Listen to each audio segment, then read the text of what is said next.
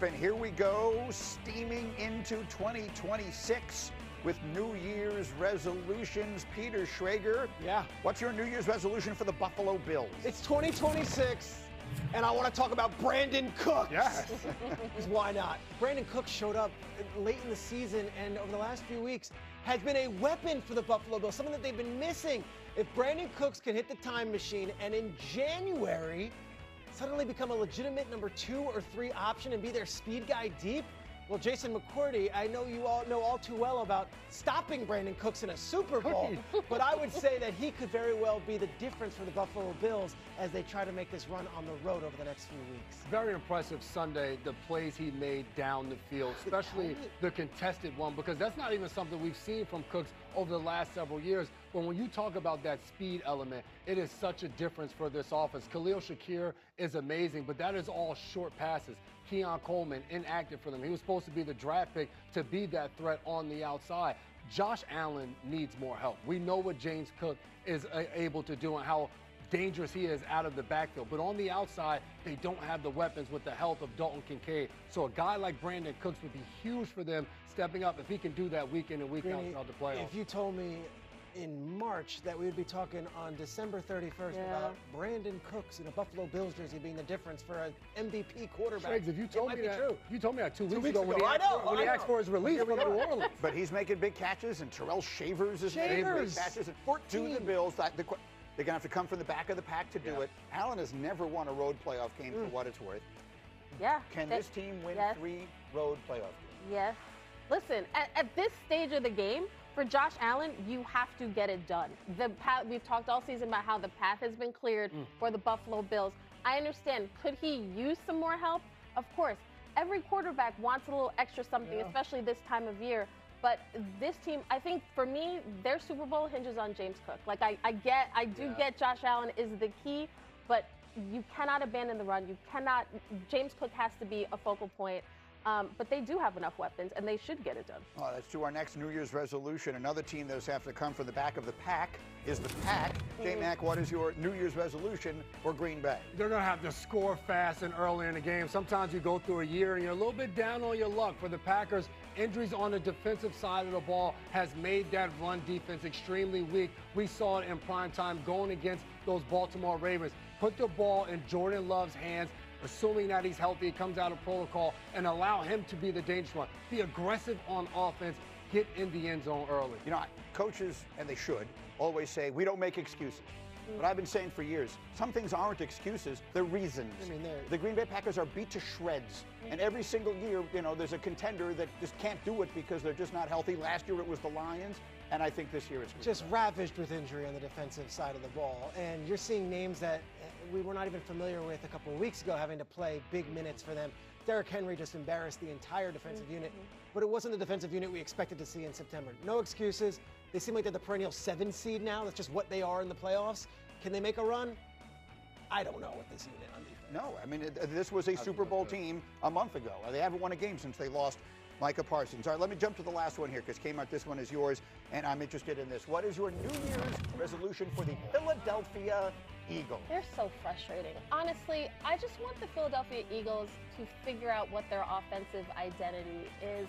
I feel like we've been asking that question for 18 weeks. Yes.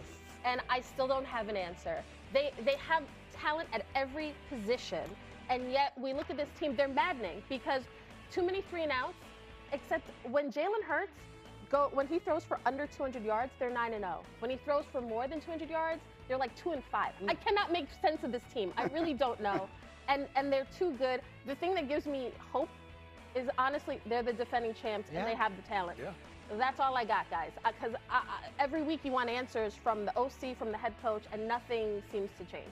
To your point, a lot of the same guys that were on the field months ago winning the Super Bowl are still on the field for them. Listen, they played the Raiders and the Commanders, and I know it was the Raiders and the Commanders, but we saw a spark from their offense. We saw them going into empty formations and Jalen Hurts being able to throw the ball. We saw Saquon Barkley finding space in the run game. Hell, we saw it in the first half of that Buffalo Bills game. Sal Powell, who was at the game, talked about how insane the weather was, and not to make that as an excuse, But the way Buffalo played them, if teams are going to do that and play man-to-man and blitz and get after Jalen Hurts, it opens up things on the outside for A.J. Brown and Devontae Smith. They didn't make those connections on Sunday. But seeing that from me, I think moving forward, there is some hope. There is some cautious optimism around this team because you think, hey, on any given Sunday, like you can get that version of the Eagles offense and they can beat you.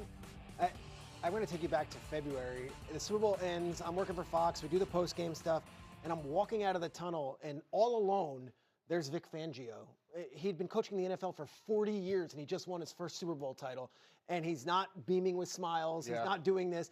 He's just walking with, like, a book bag, like he was any old guy just walking out there. I'm like, congrats. And he's like, yeah, thank you. Yes, of course, yes. Did you pick us? I'm like, I picked the Chiefs. But he's like, all right, well, then I got you. But truth of the matter is, he is the fixer for all of this. So they have this amazing luxury where they could put 13 yards of offense up in the second half, but when they need it most, somehow Vic Fangio is going to dial it up where they're going to be able to stop Josh Allen on a 2-point conversion at the end. That's what gives me comfort with this team. That's where I'm like, all right, they're all experienced. They've all been there. They've done this. Yeah. And Vic is calling the defense. So Stafford, Purdy, whoever. And that's okay. Vic Fangio is going to be calling the D, and I think I have trust in that. Who's coming in there? They'll either be the 2 seed or the 3 seed. So if they're the 2 seed, they're going to get Green Bay. But it's less likely that they're the 2, right? It's more likely that they're the 3. Probably going to be the Rams as a 6 going in there, who quite honestly, as much as we talk about these great games they've had, they're 3-0 the last 3 times they played the Rams. They win those games. That was the game where they blocked the 2 kicks. Yes, and in the snow last the Rams feel like we could have won that game in that weather. Coulda, woulda, shoulda. Vic Fangio put the squash on it.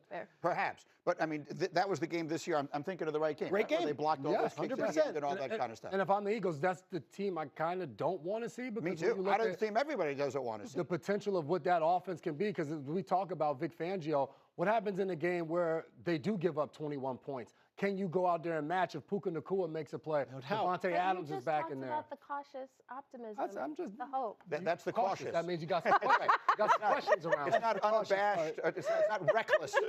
Now to the NFL, and the Panthers and Buccaneers facing off 4:30 Eastern on ABC and ESPN on Saturday. But we may have to wait until Sunday to find out who wins the division. Carolina can clinch with a win on the road against Tampa, or if Atlanta wins Sunday versus New Orleans, Tampa wins with the win and an Atlanta loss. Now, both teams are limping to the finish line. Carolina loses of 2 of its last 3.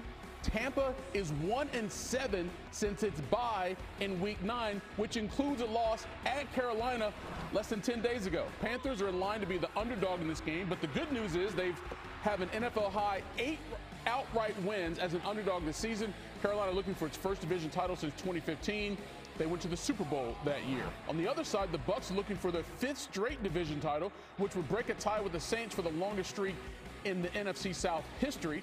Tampa's won 5 straight games at home against Carolina, but both teams can only control what they can control. For us to get in the playoffs, first and foremost, we have to win on Saturday. So that's the main focus. Can't control what happens on the game Sunday, but we can control how Saturday goes, how we prepare, how we come into it, and last home game. I don't think it changes anything. We just have to win a game on Saturday, then we'll see. You know, we've made this bed. We understand that. We can't do anything on Sunday unless we win on Saturday. We're aware of all those scenarios, and it's a pretty simple path. You know, we got to handle business and win the game, and that's got to be our focus first and foremost. And you know, a team that I really respect and that we just played a couple weeks ago. So we have to approach this thing like we didn't just play them. Don't take anything for granted. Make sure we're on the details, and all the other scenarios will play out how they will. We take pride in, you know, we know that we can control it. So, you know, we want to go 1-0. That's all that matters. It's easy to focus on that, easy to focus on the process. So, you know, that's what it's all about in the locker room. Well, there's also a make-or-break game for the AFC North ahead on SportsCenter. Mike Tomlin getting his team ready as only Mike Tomlin can do. Patriots wide receiver Stephon Diggs is facing felony strangulation charges in Massachusetts, as well as misdemeanor assault and battery. He's been accused by his former private chef, a woman who went to police in mid-December. The accuser says the two got into a physical altercation regarding money and that Diggs hit her across the face as well as put her into a chokehold. Diggs has categorically denied the accusations, and the Patriots have come out in support of Diggs as well.